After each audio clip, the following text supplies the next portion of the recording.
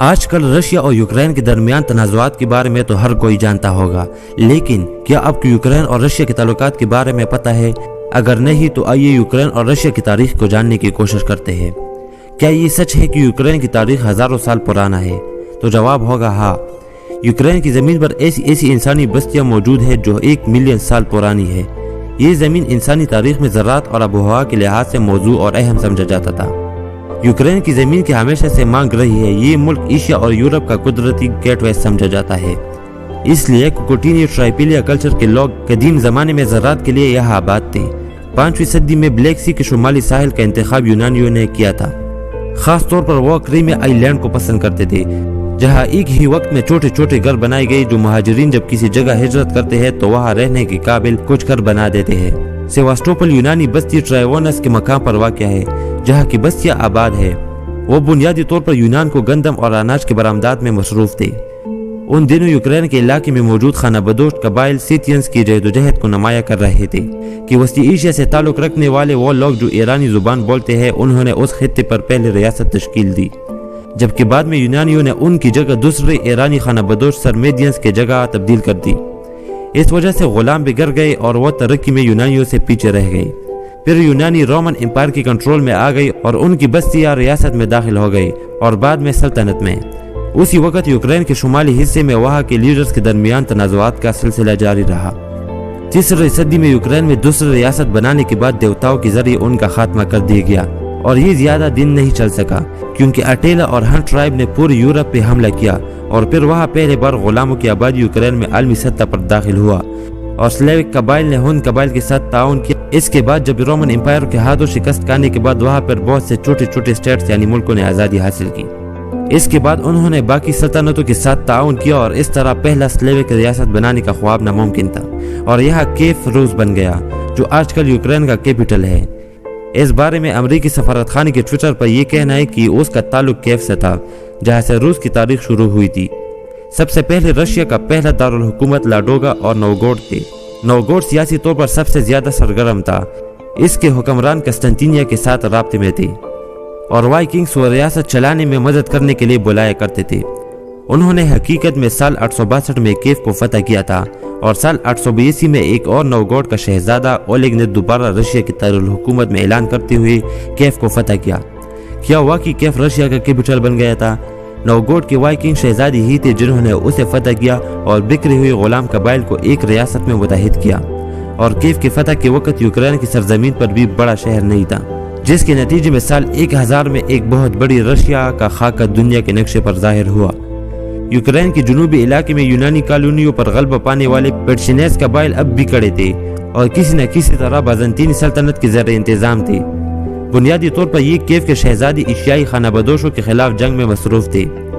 ایک ہی وقت میں بہت سارے مسائل پیدا ہوئے، جیسے کہ پورے یورپ میں درمیانی دور میں روس جاگیرداری لے کر آیا اور کئی متحد ریاستیں مختلف ریاستوں میں بٹ گئی۔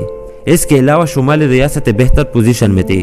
جب پناہ گزینوں کے تمام چھاپوں سے تک کر وہاں پہنچ گئے ایشیائی خانہ بدوش، یہاں تک کہ کئی خانہ جنگیوں میں بھی آئے، اور ان میں سے ایک کے دوران سال 1169 میں شمالی شہزادہ مسٹسلیو نے فتح کیا اور کیف کو لوٹ لیا۔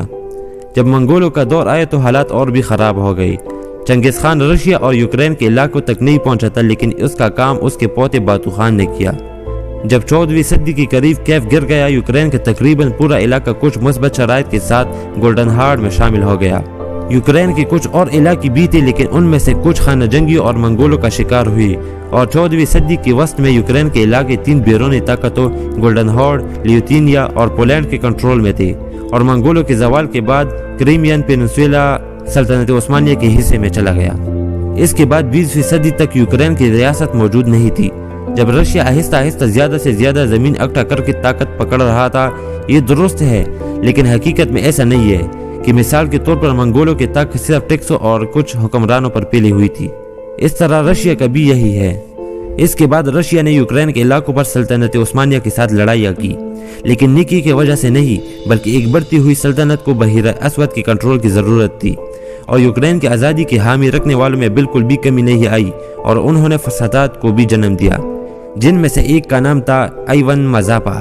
یہ یوکرین کا اہم افراد میں سے ایک ہے۔ شمالی جنگ کے دوران مازاپا نے سویڈن کا ساتھ دیا تھا، لیکن اسے شکست ہوئی تھی۔ ताहम 18वीं सदी में यूक्रेन कौम की तश्कील मुकम्मल हो गई।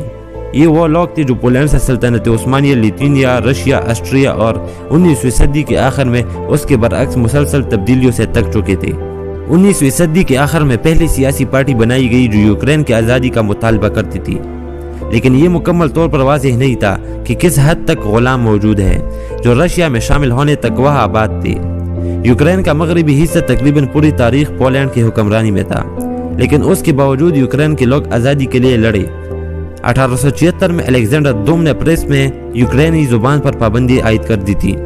ऑस्ट्रिया ने यूक्रेन की मदद की और इसके बाद अलेक्जेंडर दुम ने उस जगह जहां आज़ादी के जंगजू रहते थे उसे 1917 में इनकलाब के आगाज के बाद हासिल करने का मंसूबा बनाया गया, जिससे रशिया में खाना जंगी शुरू हुई थी।